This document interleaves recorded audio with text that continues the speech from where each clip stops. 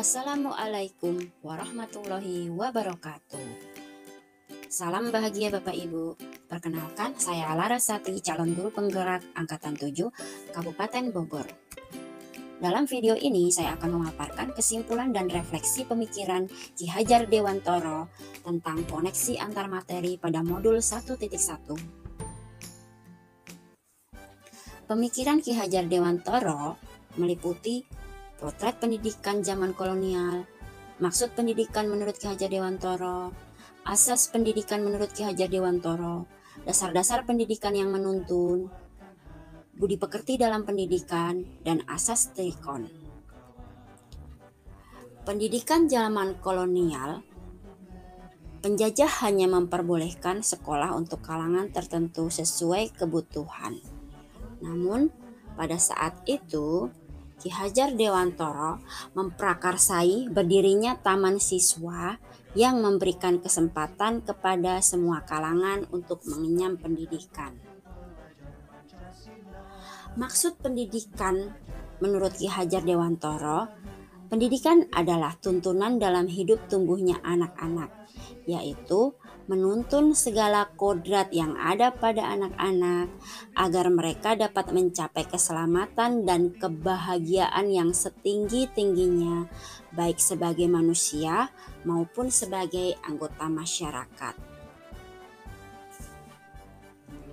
Asas-asas pendidikan menurut Ki Hajar Dewantoro, pendidikan berbeda dengan pengajaran. Pengajaran ialah transfer ilmu untuk kecakapan hidup anak secara lahir dan batin. Pengajaran merupakan bagian proses dari pendidikan. Akan tetapi, pendidikan menuntun segala kodrat yang ada pada anak-anak agar mereka dapat mencapai keselamatan dan kebahagiaan sesuai tujuan pendidikan.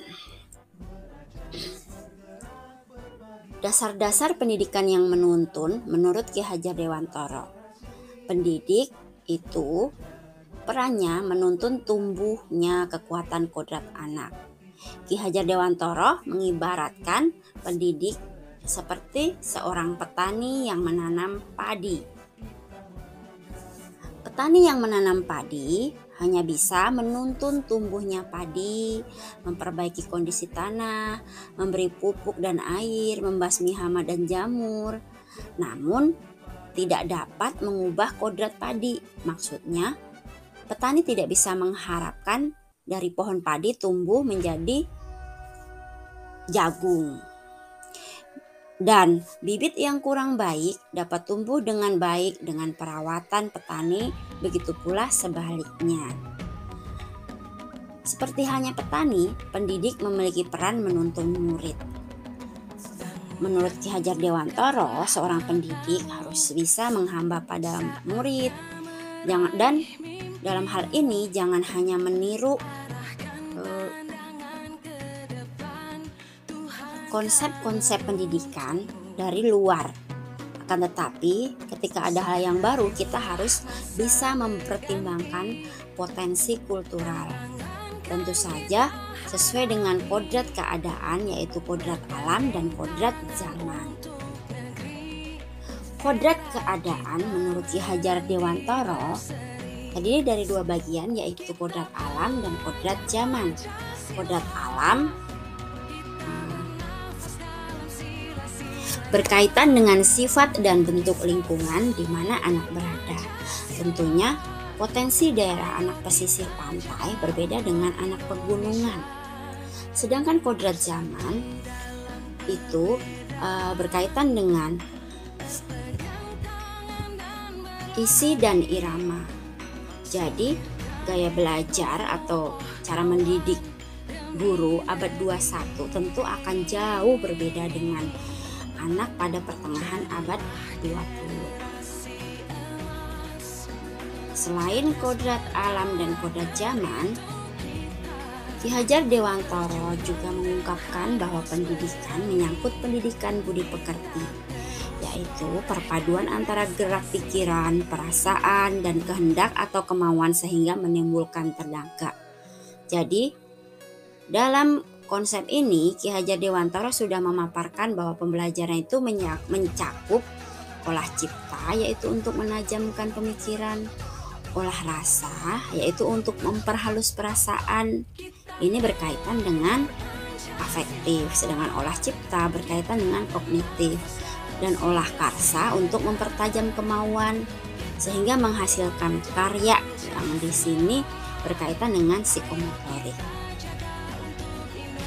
Ki Hajar Dewantara juga memiliki pemikiran bahwa pendidikan itu harus dinamis atau berubah. Maka di sini ada asas trikon untuk mengembangkan sekolah atau bahkan proses pendidikan di ruang kelas secara efektif. Yang pertama adalah konvergensi. Di sini artinya dalam mengembangkan pendidikan tidak boleh melupakan budaya yang ada. Yang kedua adalah kontinuitas. Artinya pendidikan harus memperkuat nilai-nilai kemanusiaan. Dan yang terakhir adalah konsentris, yang artinya pendidikan harus menghargai keragaman dan memerdekakan pembelajar. Pada akhirnya dapat diambil kesimpulan bahwa pendidikan itu memberikan tuntunan pada anak, bukan tuntutan. Pendidikan juga harus memandang anak dengan rasa hormat. Pendidikan itu harus holistik atau seimbang, dan pendidikan itu harus dinamis. Maka pengalaman yang saya dapat setelah mempelajari modul 1.1, sebelum saya mempelajari modul 1.1, saya merasa pembelajaran itu hanya sekedar mengejar kompetensi atau materi yang ditetapkan oleh pemerintah. Sehingga saya juga sering melaksanakan pembelajaran yang tidak kontekstual. Nah, jika sudah mencapai KKM, saya menganggap pembelajaran itu berhasil. Sehingga saya hanya sering fokus pada kemampuan kognitif anak dan mengesampingkan afektif dan psikomotorik. Saya juga sering memberikan contoh soal dan latihan agar anak bisa mencapai kemampuan kognitifnya. Sehingga saya merasa gagal apabila nilai anak-anak di bawah KKM. Setelah saya mempelajari modul 1.1, saya paham bahwa pembelajaran itu harus sesuai dengan minat dan bakat anak. Pembelajaran juga harus menuntun murid sesuai kodratnya, bukan hanya sekedar mengejar materi. Pembelajaran juga harus berpusat pada murid dan guru di sini hanya sebagai fasilitator. Kemudian, nilai-nilai budaya lokal dapat diimplementasikan dalam pembelajaran di kelas untuk mempertebal laku murid. Maka setelah saya mempelajari modul 1.1, hal-hal yang akan saya terapkan dalam pembelajaran di kelas ialah melaksanakan pembelajaran yang berpusat pada murid, melaksanakan pembelajaran kontekstual tanpa melupakan potensi daerah. Kemudian saya juga bisa menerapkan pembelajaran yang berpihak pada murid dengan memperhatikan keunikan masing-masing. Lalu, bagaimana untuk mencapainya? Di sini, pembelajaran yang berpusat pada murid, saya akan memperhatikan beberapa faktor, yaitu menggunakan metode yang variatif, tidak berpusat pada ceramah guru. Saya akan selalu ingat bahwa guru hanya sebagai fasilitator. Kemudian, rancangan pembelajaran melibatkan murid aktif dalam kelas. Kemudian saya tetap memperhatikan karakteristik murid. Maka untuk melaksanakan pembelajaran yang berpusat pada murid, saya bisa menggunakan beberapa model-model pembelajaran yang sesuai dengan pemikiran Ki Hajar Dewantara. Di antaranya adalah pembelajaran project based learning, problem based learning, discovery learning, dan model-model pembelajaran lain yang sesuai dengan pemikiran Ki Hajar Dewantara. Lalu, pembelajaran yang kontekstual. Di sini artinya saya bisa membuat pembelajaran yang melibatkan peserta didik secara aktif, kemudian sesuai dengan konteks, bisa sosial kultur, kemudian yang ketiga peserta didik belajar bersama-sama, Dan yang terakhir, belajar berhubungan dengan masalah dunia nyata atau simulasi masalah yang berarti.